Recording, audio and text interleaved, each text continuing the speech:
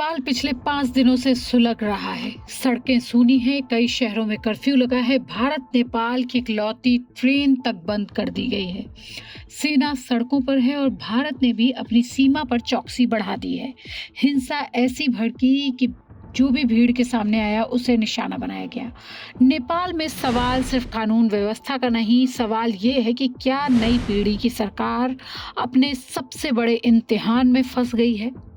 हिंसा की शुरुआत हुई सुनसरी जिले के देवानगंज गांव पालिका से, जहां कप्तानगंज से धार्मिक जुलूस के रास्ते और धार्मिक प्रतीकों को लेकर दो समुदायों के बीच विवाद हुआ। बोल बम शिव की नगरी में बोल बम का नारा लग रहा था, एक मंडल जा रहा था, वहां पे डीजे चल रहा था। उसके बाद ये दो धर्मों के बीच में सांप्रदायिक हिंसा बढ़ती चली गई और देखते देखते मामला बदलता चला गया। उग्र भीड़ ने दुकानों गाड़ियों में आग लगा दी, तोड़फोड़ हुई, पथराव हुआ, पुलिस पर भी हमला हुआ। हालात बिगड़ते देख पुलिस ने पहले लाठीचार्ज की, फिर आंसू गैस छोड़ी और आखिर में फायरिंग करनी पड़ी।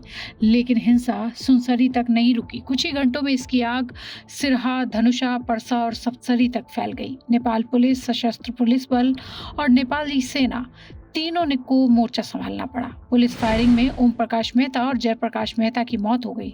इसके बाद प्रदर्शन और भड़क गया। बढ़ते दबाव के बीच सरकार को मृतकों के परिवार के बीच 7 सूत्रीय समझौता हुआ। स्थानीय प्रशासन ने दोनों को स्थानीय स्तर पर शहीद घोषित किया है और नेपाल सरकार से आधिकारिक शहीद का दर्जा देने की सिफारिश की है। दोनों परिवारों को 10-10 लाख रुपए की आर्थिक सहायता मिलेगी। परिवार के एक-एक सदस्य को सरकारी नौकरी देने पर भी सहमति बनी है। हिंसा में घायल गंभीर लोगों को 2 लाख और अन्य घायलों को 50,000 नेपाली रुपए देने का ऐलान किया गया है। सरकार ने विवादों में आए मदरसे की कानूनी जांच, पूरी घटना की निष्पक्ष जांच और दोषियों पर सख्त कार्रवाई का भी भरोसा दिया है।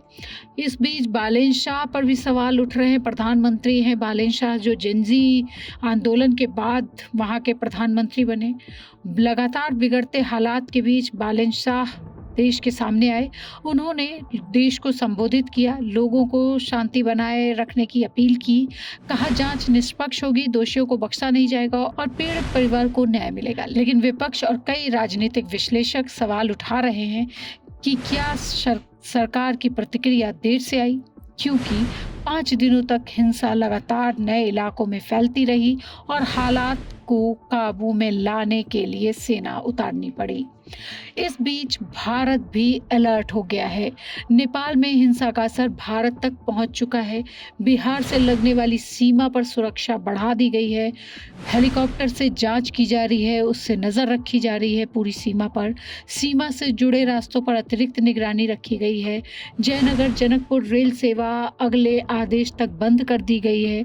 सीमा पर आने जाने वालों की सघन जांच की जा रही है ताकि हालात का असर भारत पर ना पड़े।